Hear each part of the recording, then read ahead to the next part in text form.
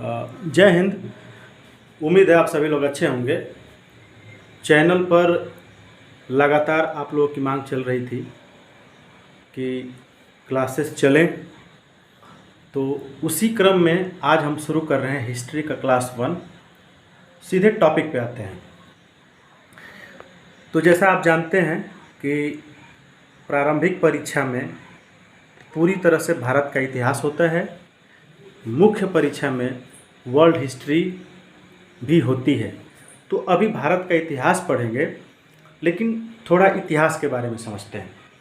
यहाँ आप देखिए, इतिहास का पिता हेरोडोटस को कहा जाता है। इतिहास का पिता हेरोडोटस को कहा जाता है और हेरोडोटस यूनान का था। इसने इतिहास के महत्व को समझा और इतने इतिहास लिखना शुरू किया। और इतिहास जो है, ग्रीस और फारस के बीच जो युद्ध हुआ उससे संबंधित इसने लिखा और उसका नाम हिस्टोरिका था। एक बार आप फिर से सुनिए, इतिहास का पिता हेरोडोटस को कहा जाता है। हेरोडोटस यूनान का निवासी था। इसने इतिहास के महत्व को समझा और लिखना शुरू किया। इसकी रचना थी हिस्टोरिका और इस हिस्टोरिका में इसने वर्णन किया ग्रीस और फारस के बीच युद्ध का। अब हिस्ट्री को 3 भागों में डिवाइड करते हैं: प्रागैतिहासिक काल, आदि इतिहास और इतिहास। प्रागैतिहासिक काल का मतलब प्री हिस्ट्री, आदि इतिहास का मतलब प्रोटो हिस्ट्री और इतिहास का मतलब हिस्ट्री। अब यहाँ पे समझिए, प्रागैतिहासिक काल वो काल होता है जिसमें कोई लिखित साक्ष्य उपलब्ध नहीं है, ठीक जैसे आदि मानव का युग। उसी तरह से अगर हम बात करते हैं प्रोटो हिस्ट्री का, आदि इतिहास का, तो इसमें लिखित तो मिलता है, लिखा हुआ तो मिलता है, लिखित साक्ष्य मिलता है, परंतु आज भी मनुष्य उसको पढ़ने में असक्षम है। उसी तरह से जैसे हड़प्पा और मोहनजोदड़ो की लिपि हमको मिल तो गई है लिखी हुई, लेकिन आज तक हम लोग पढ़ नहीं पाए हैं। और इतिहास जो आप जानते हैं, जहाँ से लिखित प्रमाण मिलने लगते हैं, ठीक है, इसको ध्यान में रखिएगा। तो सबसे पहले हम बात करते हैं, यानी प्राचीन इतिहास की शुरू कर देते हैं आज से ही। तो महाकाव्य और पुराणों में हमारे भारत का नाम, यानी भारत का इतिहास अगर हम शुरू करना चाहते हैं तो हमारे भारत का नाम भारतवर्ष मिलता है। और कहीं कहीं पे जम्मू द्वीप मिलता है। जम्मू का मतलब जामुन के पेड़ से, यानी यहाँ पे जामुन के पेड़ होते थे और ज़्यादा जामुन के पेड़ होने के कारण यहाँ पे जम्मू द्वीप नाम पड़ा। इसके बाद करते हैं, जब ईरानी आए थे तो ईरानी जो देखते थे कि सिंधु नदी के किनारे भारतीय रहते हैं, सिंधु नदी के आसपास ज़्यादा रहते हैं, तो इन्होंने सिंधु नदी से जोड़ते हुए सिंधु कहना शुरू किया और उनकी भाषा ऐसी थी जो सिंधु हिंदू की तरफ प्रतीत होती थी। उसी तरह से यूनानी आए तो यूनानी भी भारतीयों को इंदे कहते थे और इंदे से ही ट्रांसफ़र होकर के इंडिया बना, जिसे अंग्रेज कहने लगे। और जैसा कि आपको अवगत कराना चाहेंगे कि अरब जो आए तो अरब ने क्या किया, हिंद कहने लगा। तो इस तरह से हमारे देश का नाम मान लीजिए भारतवर्ष, जम्मू द्वीप, ठीक, इंडिया, हिंद इत्यादि नामों से जाना जाता है। अब सीधे टॉपिक पे आते हैं। टॉपिक ये है कि भारतीय इतिहास को जानने के स्रोत क्या है। भारतीय इतिहास को जानने के स्रोत क्या है, तो यहाँ देखिएगा, सबसे पहले हम बात करते हैं कि टेसियस, एक इतिहासकार था, टेसियस आया और ये ईरानी सम्राट जेरेक्सस का वैद्य था और इससे जानकारी मिलती है सिकंदर के पूर्व के, यानी सिकंदर के भारत आक्रमण के पूर्व की स्थिति के बारे में जानकारी मिलती है। और जैसा आप जानते हैं कि सिकंदर आक्रमण करता है 326 BC में भारत पे, और जब सिकंदर आक्रमण किया तो उसके साथ 3 इतिहासकार आए थे, इसको ध्यान में रखिएगा। एक नियार्कस, एक आनेस सिक्रिटस और एक अरिस्टोबुलस। तो इनसे भी सिकंदर के आक्रमण के पश्चात या सिकंदर के आक्रमण समय स्थिति, तत्कालीन स्थिति कैसे पता चलता है।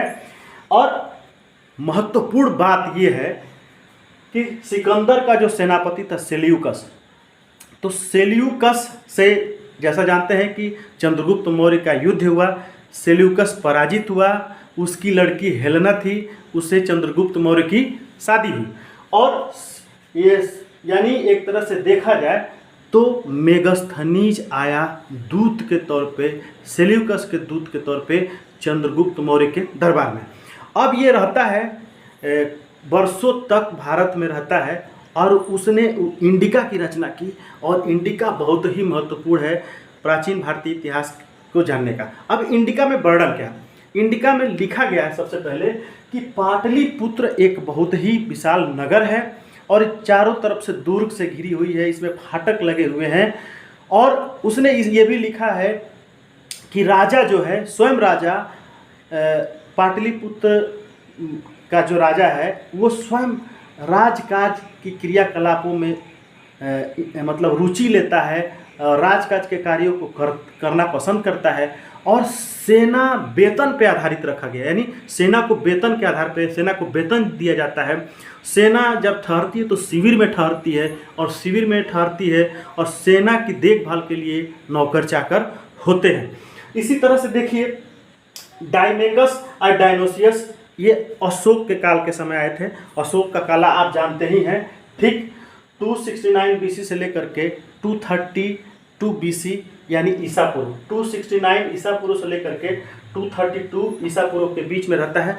और अशोक के समय दो आते थे, डायमेकस सीरिया के एंटियोकस का राजदूत था और डायनोसियस भी था अशोक के समय शासनकाल में, ये दोनों आए थे। तो एक तरह से डायमेकस और डायनोसियस दोनों अशोक के शासनकाल में आए थे, इसको ध्यान रखिएगा। उसके बाद एक महत्वपूर्ण कड़ी आती है फायान। फायान जो है 399 से 414, कहीं कहीं पे 412 आता है, आप कंफ्यूज मत होइएगा। एक मिनट जो है 399 बीसी से लेकर के 399 से लेकर के 414 यहाँ बीसी लिखा गया है। 399 से लेकर के 414 ईस्वी की बात हो रही है, ये गुप्त वंश की बात हो रही है। और गुप्त वंश में चंद्रगुप्त द्वितीय विक्रमादित्य के शासनकाल में आता है। अब देखिएगा, ये चीनी एक यात्री था, इसको 65 साल में इल्म होता है कि हमको बौद्ध धर्म के बारे में जानना चाहिए, बौद्ध धर्म के जो ऐतिहासिक स्थल है उसके बारे में जानना चाहिए, और जीवन क्या है, दर्शन क्या है। तो उसकी तलाश में वो गया, मध्य एशिया से होते हुए भारत आया और 65 साल की अवस्था में वो चलना शुरू किया। भारत आया, भारत आ करके वो लगभग देख लीजिए 399 से 414 के बीच में, यानी लगभग 14-15 साल तक रहता है। बौद्ध ग्रंथों का अध्ययन करता है और साथ साथ भारत की स्थिति का वर्णन करता है। भारत की स्थिति का वर्णन ये करता है कि उस समय तत्कालीन समय में बौद्ध धर्म धीरे धीरे क्षीण होने लगा था, और पाटलिपुत्र अभी भी राजधानी बरकरार थी, ठीक, लोगों में समरसता अभी विद्यमान थी, मानवता विद्यमान थी।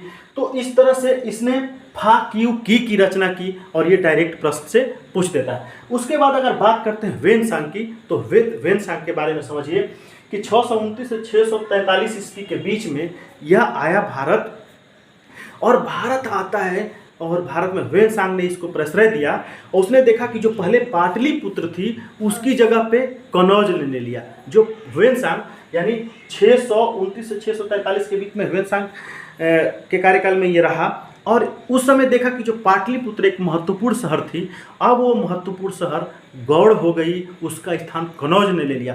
कनौज में हजारों मंदिर हैं, और पूरी तरह से एक तरह से सनातन धर्म प्रचलित है।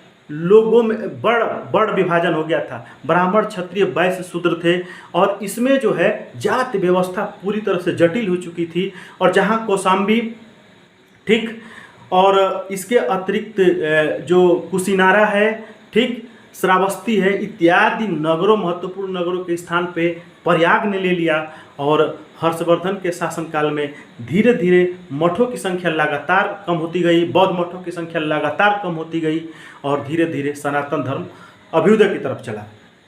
इसके अतिरिक्त वेनसांग ने सीयू की रचना की, ये आप जरूर जानिएगा, ये डायरेक्ट प्रश्न आ जाता है, परीक्षा में प्रश्न पूछ लेता है। उसके बाद चलते हैं ईतसिंह की बात करते हैं। तो ईतसिंह सबसे पहले देखिए कि ईतसिंह आया, और ये 10 वर्षों तक नालंदा और विक्रमशिला विश्वविद्यालय में पढ़ा, और यह एक विद्यार्थी के तौर पर रहा, यहाँ से सीखा, यहाँ में अध्ययन किया। और इसने एक रचना किया है भारत तथा मलय द्वीपपुंज में प्रचलित बौद्ध धर्म का विवरण, और इससे भी प्राचीन इतिहास के बारे में जानकारी मिलती है, ठीक है। और इसने 10 वर्षों तक यहाँ रुका और लगभग 400 प्रतियां लेके गया। विनय सूत्र और अभिधम पिटक से संबंधित जो ग्रंथों की 400 प्रतियां यहाँ से लेके गया। तो ये आप ध्यान में रखिएगा। उसके बाद अगर थोड़ा सा मध्यकालीन इतिहास की तरफ थोड़ा सा बढ़ते हैं, हालांकि ये एक पार्ट और बनेगा इसका, तो इसमें जो आधुनिक उज्बेकिस्तान है, यानी फारस में आधुनिक उज्बेकिस्तान है, उसमें ख्वारिज़्म एक जगह थी, वो 973 में, ठीक, अलबरूनी, याद रखिएगा, ठीक, किताबुल हिंद की रचना की। और इसने क्या किया, यह जो है मोहम्मद गजनवी के साथ भारत में आया और यह फारसी भाषा का बहुत विशेषज्ञ था, बहुत जानकार था। और इसने क्या किया, तहकीके हिंद यानी तहकीके हिंद की रचना की। 14 पुस्तकों की रचना की, जिसमें सबसे प्रसिद्ध पुस्तक किताबुल हिंद है। और इसका नाम अबू रैहान मोहम्मद था, ठीक, अलबरूनी का। और एक तरह से देखा जाए तो अलबरूनी ने, ठीक, इसका नाम जो अबू रहमान मोहम्मद था, इसका अर्थ होता है उस्ताद। तो इस तरह से कहीं ना कहीं देखिए, हेरोडोटस, टेसियस, जो नियार्कस, आनेसिक्रेटस, Aristobulus, Megasthenes, डायमेकस, Dionysius, Fahien, Hiuen Tsang, Itsing और तहकीके जो हिंद रचना है, इससे काफ़ी हद तक भारत के इतिहास में जानकारी मिलती है। तो आप जो टॉपिक पढ़ाया जा रहा है, इसको आप नोट डाउन करते चलिए, हम रोज़ क्लास आपको देंगे, ठीक। अगर वीडियो अच्छी लगी हो तो लाइक कीजिएगा, अगर वीडियो में कुछ कमी हो तो भी आप बताइएगा ताकि हम सुधार कर सकें। हार्दिक स्वागत है, ठीक। आप मेहनत से, ईमानदारी के साथ प्रयास करिए और निश्चित रूप से अगर शिक्षा कभी व्यर्थ नहीं जाती है, आप मेहनत से पढ़ाई किए हैं तो किसी न किसी रूप में काम आएगी। और इन्हीं सब बिंदुओं के साथ आप सभी का बहुत बहुत आभार, धन्यवाद।